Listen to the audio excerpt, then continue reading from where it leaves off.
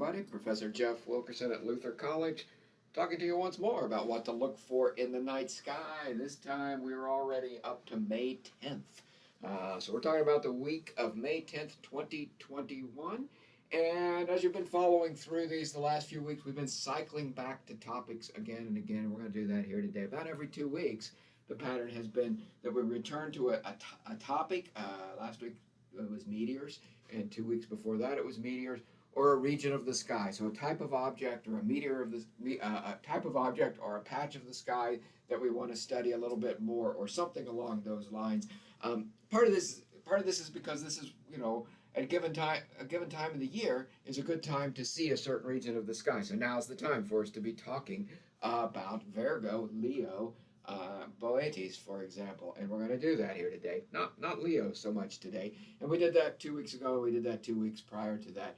We'll break out of this cycle a little bit. But part of it's also, and I really want to emphasize this. This is a chance. I know you've been out there studying this region of the sky.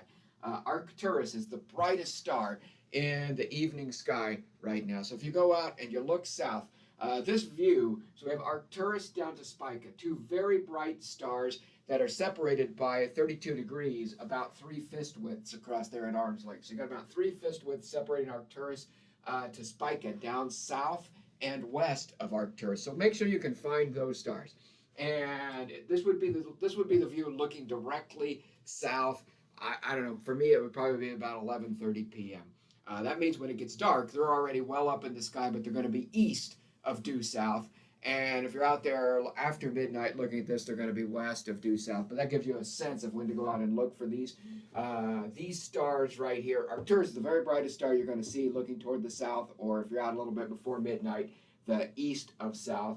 And then you spin on down to Spica, as we say. We follow the curl of the handle of the Big Dipper, arc to Arcturus, and spin to Spica. Spica's in Virgo down here. We've looked at this region of sky here recently. We had a Leo over here.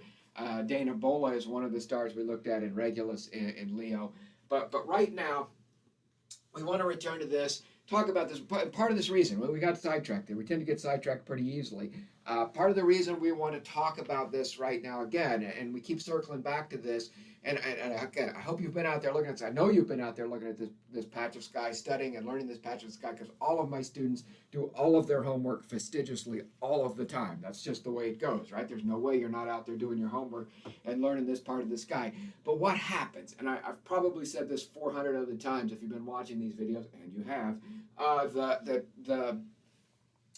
you start to learn the stars. You start to understand. Once you recognize Arcturus and Spica, you go out here in the spring and you look up and you see them and you recognize them instantly. They become old familiar friends. And when Newton, let's talk about when Newton developed the law of universal gravitation and his laws of motion, what Newton really did at that point was and it was the work that Kepler had done prior to that, and Galileo and Copernicus, but was really to make us citizens of the universe, to say the laws that govern. There is no distinction between heavens and earth, and the laws that govern us, the physical laws that govern what we do here on earth, are the physical laws that govern the solar system and the galaxy and the universe. And so we can think about ourselves truly as citizens of the universe, and we are. And to recognize patches of the sky like this, to be able to go out and look up and say, old friend, I see Arcturus to Spica, and I've seen you many years before, and I'll see you many years to come, and I recognize what that's telling me about the time of the year, time of night, and the things that I can see. And you don't even have to think all that, you feel all that.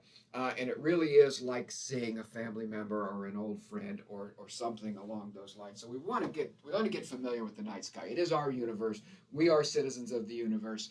The more we light pollute the world, the sooner that all goes away, and we're going to lose that access to the night sky. But some of us still have it here right now, and many of us, even if we live in a light polluted area, can see the bright stars Arcturus and Spica. So go out, learn that, and that's all fantastic. Now, as you move from Arcturus to Spica and Virgo, Spica sits at the base of a Y shape in Virgo that looks like a big Y or a martini glass to me in the sky a little bit. And the bottom of the cup of that glass right here, if that's the stem of the glass, the bottom of the cup of the glass is this star, Porrima, and it's the next brightest star there in Virgo as you move that direction. That distance from Spica to Parima up here is about half the distance from Arcturus to Spica. So if that's 3 fist widths at arm's length for you over there, that's going to be about 1.5 fist widths up this direction, about 32 degrees and then 33 degrees and 14.5 degrees.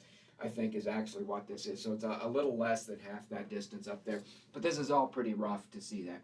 So that's all great.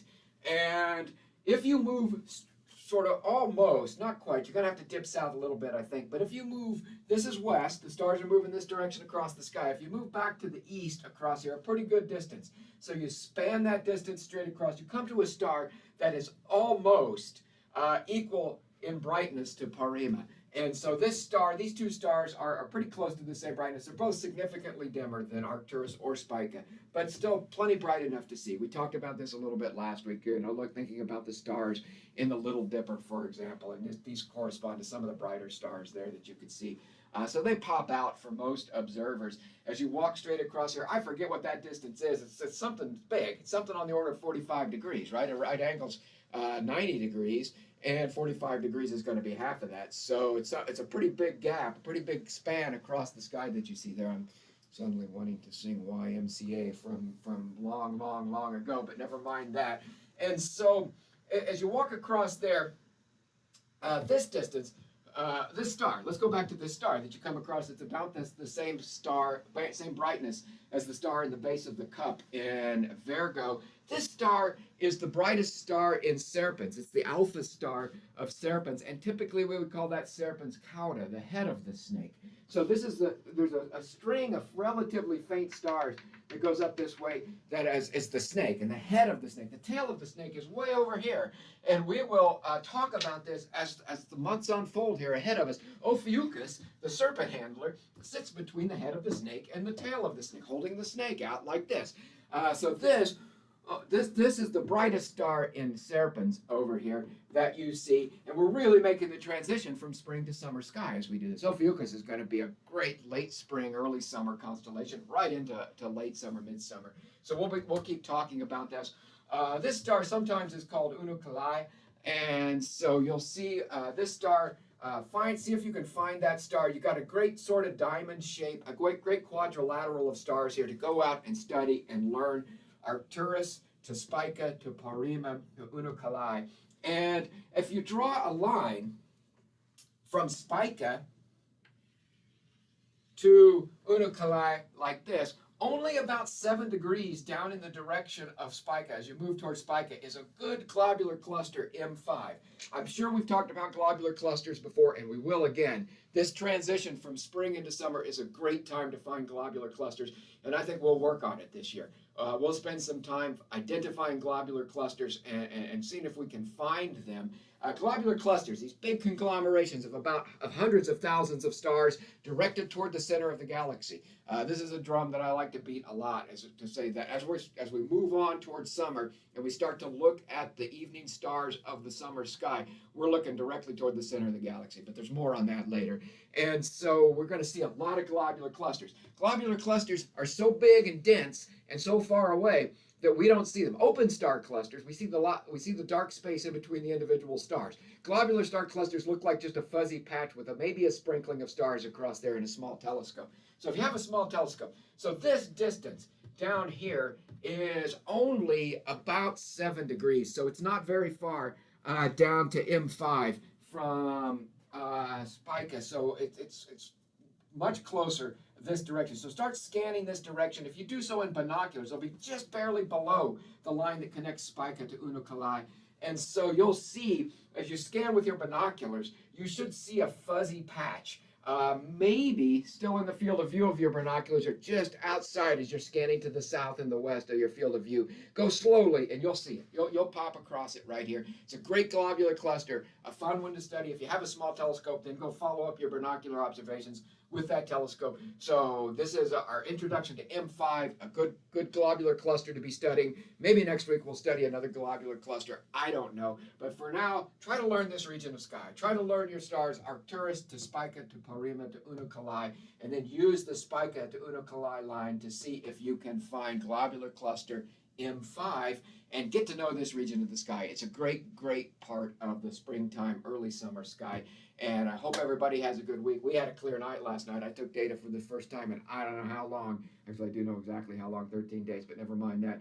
And it's been only the second time in over a month that we got data. So we've been so cloudy and so rainy, and it cleared up, and it was beautiful last night. And I hope you have some clear skies and get a chance to get out and see some things. Thanks for watching, everybody. Get out, learn this part of the sky. We'll have something new for you next week.